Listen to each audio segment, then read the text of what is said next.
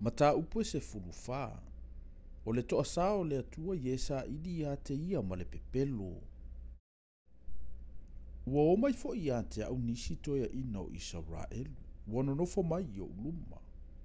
O no o mai leo le afionga Yehova ya te au ua fape mai. Le atali ia o le tangata. Ua fatuina ia tangata o lantou tupua i o lantou loto. Ma ua tuina i o lantou lumala lantou wangasala. E tausua iai. Lantou te fesili mai ia te au.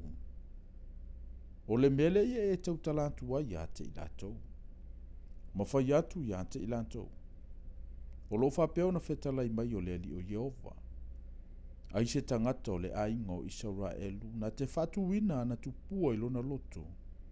Ma tuina i ona lumala na ngasala e tausua iai. Malu ane i le profeta. O au o Yehova.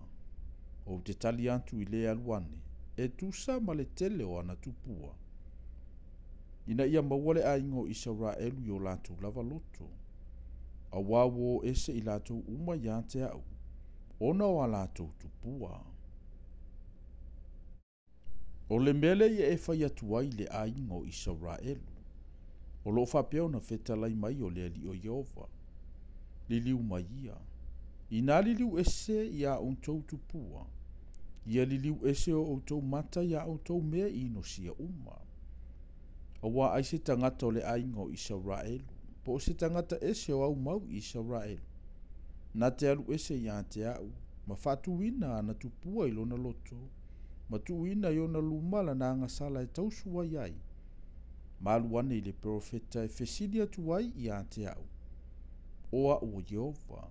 O au lava. O te tali atu ia te ia. O te faile na tangata mo ufili. O te fai foi o ia ma failonga ma upo fatusa. O te vavai ese ina foi o ia i lo unuu. Tou te ilo ai. O au lava o Yehova. Ai a fai ese se profeta i se upu ua ia fai atu ai. O au o Yehova. Ua au faase se ina le na profeta. O te faalolo atu fo i lo ulima ia te ia. Ma faa umatia o ia ai lo unu o Israelu. E tau ia tu lava ala tou anga sala. E tu sa le tau i o le profeta ma le tau i o le fesili ia te ia.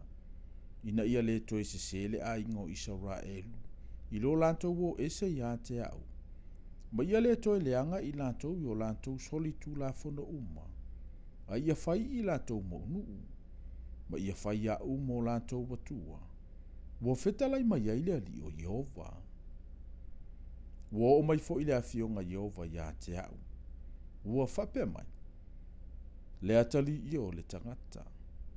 A anga sala mai se nuu ia te au ina ua matua mi o le anga lava. Ma ou faalo olo atu i ailo ulima. Ma ngausia le to o lana me ai. Ma tu atu ai le onge. Ma faa umatia tangata ato ma manu o iai. Ana iai tangata ia e to'otolu.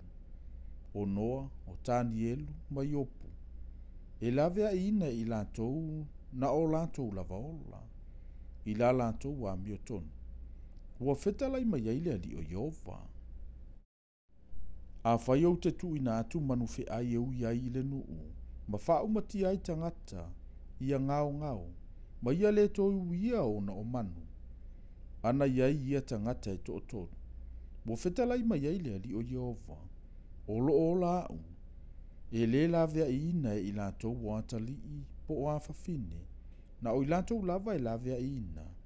A e faa ngao ngao ina lava le nuu. A fai fo o te faa o antu le pelu le na nuu. Ma o fai atu. Le pelu e. Ina au i atu ia i le nuu. O te faa umatia i tangata ato mamanu. Ana iai ia tangata e to'otolu. Ua fetalai mai ai le ali o Yehova.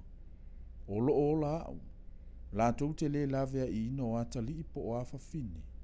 Na o i lantou lava e lavea ina. A fai fo o te tu atu le na nuu se faa mai.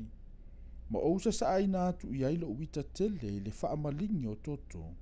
E faa umati ai tangata ato mamanu. Ana iai o Noa, ma Tanielu, ma Iopu. Ua fetalai mai le ali o Yehova. o loo o la'u, e lē lawe aina i latou se atalii, po o se afafine, latou te lawe aina na o i latou lava ola, i la latou ami o tonu. O le mele ua whaapea ona whetalai mai ai o le li o Jehova. E lea atili ai ea pe a outu ina atu Jerusalema salaongo e wha ua ia te au. O le pelu, ma le onge, ma le manu ai, ma le wha mai e wha umati ai tangata, a toa mamanu. Wha au ta foi. E wha asau ina i aisi o na toe, e taita ina atu ai i latou. O atali a toa mawhawhine, wha auta, e o mai i latou ia te outou. E i loe outou a latou wa mio ma latou mea e whai. O na wha mawhanawhana ina i leo outou i le leanga ua ou wha o Jerusalema. A toa umafoi mea ua ou wha o iai. Latou te wha mawhanawhana ia te outou. Pe outou i loa latou wa mio ma latou mea e whai. O na outou i loa i lea. O te lei whai fua mea umana o whai iai. O loo whetalai mai ai lea li o Jehova.